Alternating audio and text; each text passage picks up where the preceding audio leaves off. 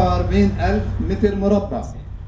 Masjidil Aqsa adalah wilayah yang terletak tepat berada di dalam batas-batas pagar. Semuanya disebut sebagai Masjidil Aqsa, dan dia itu adalah sebuah wilayah yang seluas 140 مياه وأربعة 144,000 متر مربع. الدنم 1000 متر مربع. 1000 الدنم.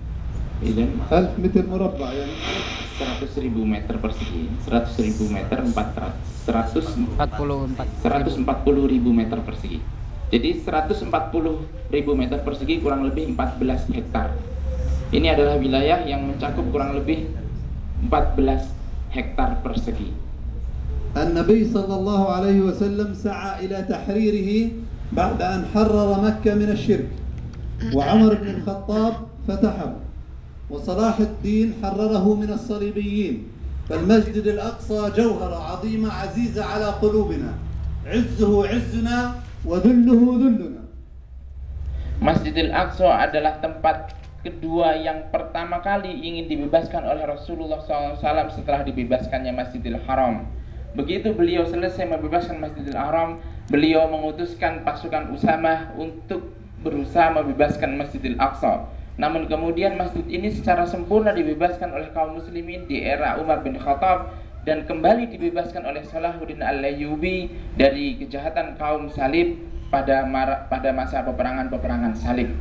Masjidil Aqsa dengan demikian adalah masjid yang sangat dibanggakan oleh Rasulullah, dan sangat dibanggakan oleh seluruh khalifah Islam, dan sangat dibanggakan oleh kaum muslimin kita semuanya. Masjidil Aqsa adalah gambaran wibawa kita, izzah kita. Kalau ke Masjidil Aqsa berada di dalam kemuliaan, maka dia adalah kemuliaan bagi kita, dan kalau Masjidil Aqsa mengalami kehinaan, maka itu adalah kehinaan bagi kita semuanya. اليهود الآن يقولون للمسلمين أيها المسلمون تصلون فقط في مسجد قبة الصخرة وفي المسجد القبلي، وأما هذه الساحات كلها الباقية مساحتها 139 دنم أصدروا قانونا باعتبارها ساحات تابعة لبلدية القدس. Saat ini apa yang terjadi dengan Masjidil Aqsa? Zionis Israel telah mengeluarkan satu peraturan baru bahwasanya kaum muslimin hanya berhak untuk beribadah di dua tempat saja, yaitu Masjid Kubah Emas dan Masjid Kubah Hijau.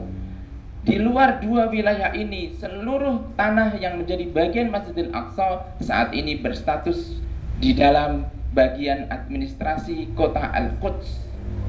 يعني أن اليهود يمكن أن يرقصوا وأن يغنوا هنا، ويمكن أن يشربوا الخمر هنا، ويمكن أن يفعلوا أشياء أخرى مخزية داخل المسجد الأقصى.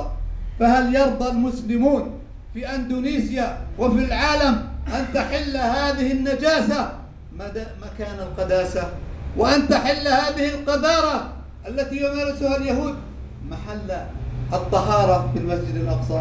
من يرضى ذلك؟ Pada saat ini kota Al-Quds adalah kota yang berada di bawah administrasi Zionis Israel. Dengan masuknya tanah suci umat Islam ketiga ini di dalam administrasi kota Al-Quds, itu bermakna di luar dua masjid tadi, di dalam wilayah Masjidil Al-Aqsa yang lain, maka dimungkinkan dan dibenarkan bagi Yahudi siapapun untuk melakukan kegiatan-kegiatan najis mereka. Mereka boleh berjoget-joget, mereka boleh meminum khamr, mereka boleh menodai, menistakan, dan berbuat hal-hal yang najis di tempat suci kita.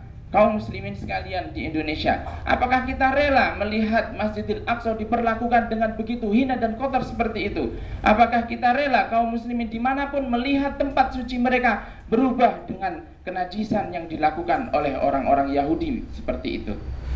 هذا هو التقسيم المكاني، هذا للمسلمين وما تبقى لليهود. أما التقسيم الزماني يخصصون ساعات للمسلمين